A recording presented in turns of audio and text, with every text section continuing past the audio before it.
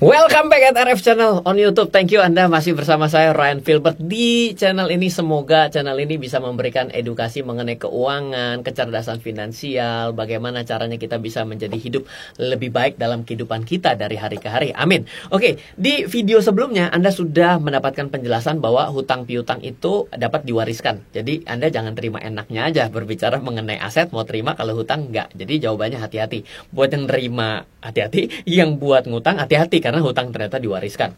Tidak bisa kata tidak karena itu diatur dalam hukum undang-undang perdata kita. Oke, nah sekarang saya akan coba bahas yang kedua. Ini menjadi pertanyaan yang menarik adalah Pak, dari orang yang sama dan juga dari beberapa juga yang masuk ke WhatsApp saya di 089507080789. Silakan Anda kirim WhatsApp ke saya kalau Anda mau bertanya, dan kalau misalnya pertanyaan itu banyak yang tanya, pasti akan saya jadikan video. Tapi kalau misalnya pertanyaan itu 1-2 orang yang tanya, biasanya kalau mudah dan pendek saya akan jawab. Oke. Nah, jadi pertanyaan gini, Pak, saya diancam oleh debt collector karena papa saya meninggal dan mama saya tidak mampu membayar. Hutangnya memang diwariskan atau tidak sudah dijawab pada video sebelumnya. Nah, sekarang dia lanjutkan, saya diancam bahwa saya bisa masuk penjara akibat saya tidak membayar hutang.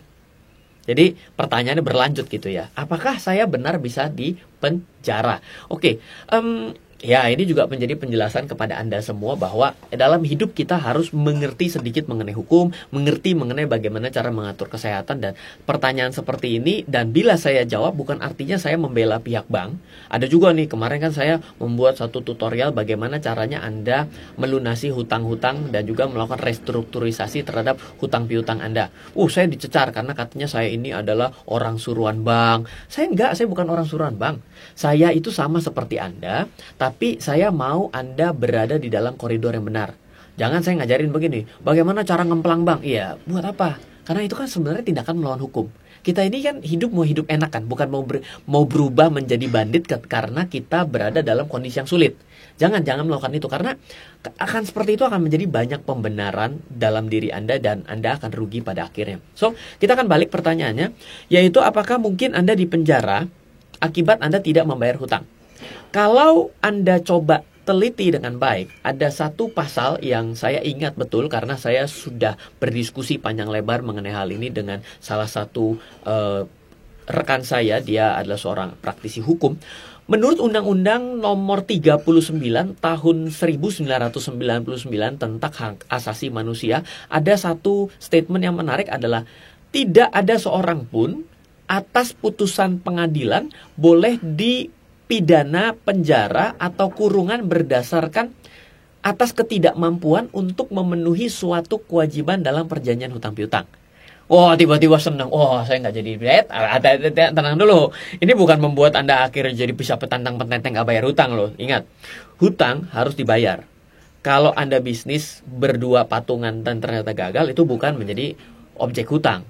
Kalau Anda pinjam uang, Anda tetap harus bayar. Nah, jadi itu akan kembali ke dalam perdata, tidak bisa digeser ke pidana. Ya ini pegang aja undang-undang yang ini. Tapi ada beberapa poin yang ingin saya ceritakan kepada Anda agar Anda menjadi orang yang bertanggung jawab juga. Pertama, memang benar tidak bisa ke pidana. Tapi kalau perdata, maka dalam kondisi apapun si orang yang dihutangi itu sebenarnya memiliki hak tagih. Nah, hak tagih inilah yang harus Anda lihat dengan baik. Kalau menurut saya, dalam pemahaman saya sendiri ya, apakah bisa dipidana? Sebenarnya bisa. Kalau Anda melakukan suatu tindakan-tindakan kebohongan. Jadi kebohongan pertama, Anda misalnya janji-janji bayar. Ini berarti kebohongan. Yang kedua adalah niat tidak membayar. Ingat, tidak mampu membayar dan niat tidak membayar adalah dua kondisi yang berbeda loh. Ini bisa dikondisikan, hati-hati. Jadi memang benar tidak ada bisa hutang, karena hutang piutang Anda tidak akan bisa masuk penjara. Tapi kalau Anda masuk ke dalam beberapa kriteria ini, Anda akan jadi masalah baru. Satu, Anda tahu bahwa yang penting itu adalah niat membayar. Jadi Anda tidak boleh menjanji-janjikan sesuatu yang Anda tidak bisa tepati. Ini bahaya, one prestasi. Yang kedua adalah Anda tidak boleh bilang gini, saya nggak mau bayar. Mau apa? Ini nggak boleh. Kenapa? Karena yang namanya hutang, walaupun bukan Anda yang berhutang dan diwariskan sekalipun, Anda juga tetap dalam kondisi tidak bisa menyatakan tidak mau membayar. Tapi harus, saya tidak mampu membayar. Penting sekali loh, mau dan mampu ini menjadi suatu hal yang sangat berbeda. Nah, yang ketiga adalah terkait dengan janji, jangan sampai Anda mengirimkan sesuatu yang bisa membuat Anda masalah. Misal, cek kosong. Ini nggak bisa. Cek kosong ini parah ini, karena cek kosong ini sudah di blacklist. Giro blacklist, cek lebih parah daripada giro gitu. Cek kosong. Nah, ini berarti Anda masuk ke dalam suatu hal yang sifatnya bisa menipu. Karena apa? Itikat melakukan penipuan. Jadi kalau Anda dijerat ke dalam 3 hal ini akan menjadi berkepanjangan. Udah kuat-kuatan mana? Jadi saran saya adalah memang benar Anda tidak bisa dijerat pidana akibat masalah hutang piutangnya. Tapi ada kondisi-kondisi lain yang bisa membuat Anda masuk ke dalam masalah baru. Jadi lebih baik pegang. Tidak boleh menjanjikan sesuatu. Kedua adalah jangan sampai memberikan sesuatu yang sifatnya palsu. Ini bahaya dong ya, janji palsu kan juga palsu ya. Yang ketiga adalah Anda harus tahu bahwa Anda harus mau membayar tapi tidak mampu. Pegang 3 itu dulu. Oke, ini tidak akan panjang berkepanjangan. Saya berdoa dan berharap Anda yang memiliki masalah terkait hutang piutang menjadi lebih mawas diri, dan bukan artinya dari vlog-vlog saya ini berusaha memberatkan Anda ataupun menguntungkan Anda. Saya hanya berusaha untuk menyuguhkan sesuatu yang berada dalam koridor yang baik dan benar.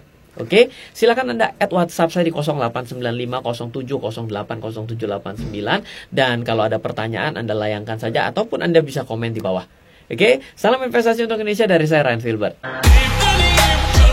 Terima kasih Anda telah menyaksikan RF Channel, sumber informasi dan inspirasi kecerdasan finansial, bisnis dan strategi investasi oleh Ryan Filbert dan tim.